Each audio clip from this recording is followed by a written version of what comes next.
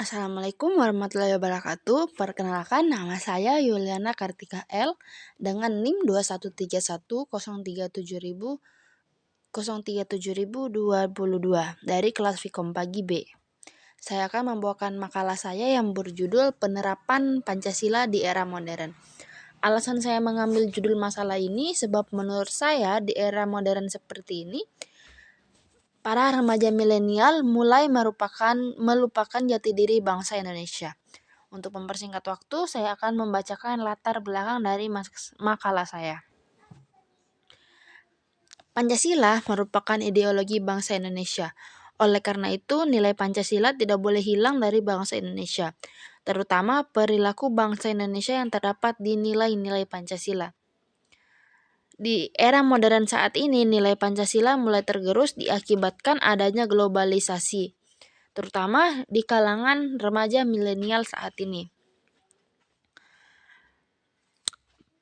Kalangan milenial saat ini sudah melupakan arti dari Pancasila yang menyebabkan kenakalan remaja semakin banyak. Apalagi dengan adanya teknologi informasi, maka semakin mudahnya remaja saat ini untuk mengakses hal negatif. Tetapi apabila internet digunakan untuk hal yang baik, maka akan menghasilkan hal positif dan akan menambah wawasan yang lebih luas. Selanjutnya, saya akan membacakan rumusan masalah. Yang pertama ada pengertian Pancasila, kedua apa saja nilai yang terkandung dalam Pancasila, ketiga bagaimana cara penerapan Pancasila bagi milenial. Pertama, pengertian Pancasila. Pancasila merupakan dasar serta landasan ideologi bagi bangsa Indonesia. Hal itu berarti setiap nilai yang terkandung dalam Pancasila harus dijadikan dasar hidup bernegara. Nama Pancasila sendiri berasal dari bahasa Sanskerta yang terdiri dari dua kata, yaitu panca yang berarti 5 dan sila yang berarti prinsip atau asas. Makna Pancasila sebagai dasar negara menjadi landasan fondasi utama titik acuan bangsa Indonesia dalam mengatur bangsa.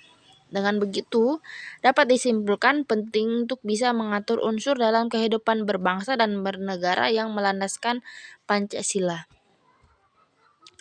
Kedua, fungsi dan kedudukan Pancasila. Dasar fungsi Pancasila yang pertama sebagai dasar negara kesatuan Republik Indonesia, kedua sebagai pandangan hidup bangsa Indonesia, ketiga Pancasila sebagai kepribadian bangsa Indonesia, keempat Pancasila sebagai sumber hukum bagi bangsa Indonesia, kelima Pancasila sebagai cita-cita tujuan bangsa Indonesia.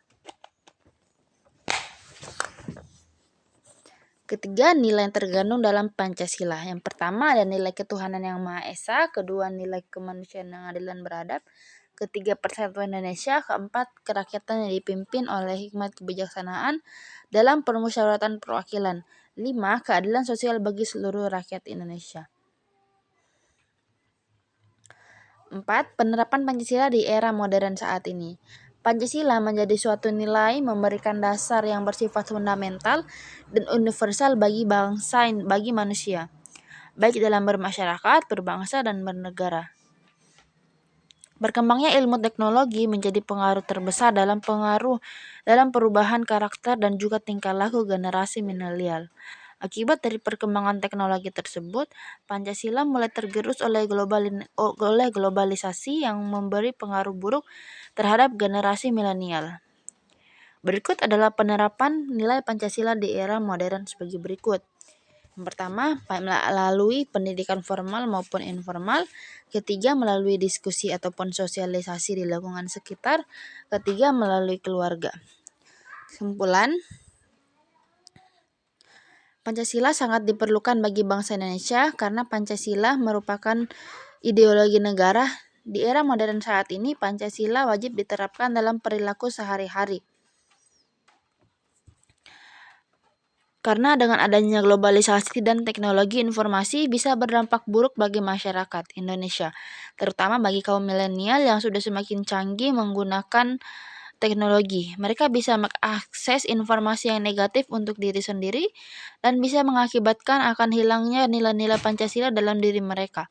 Oleh karena itu, masyarakat Indonesia wajib menerapkan nilai-nilai Pancasila di lingkungan sekitar, serta di lingkungan keluarga agar nilai Pancasila tidak hilang, terutama di kaum milenial.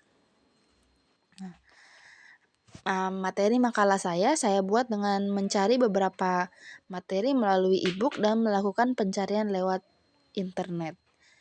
Demikian, saya mohon maaf bila ada penulisan yang tidak berkenan, lebih dan kurangnya saya ucapkan terima kasih. Assalamualaikum warahmatullahi wabarakatuh.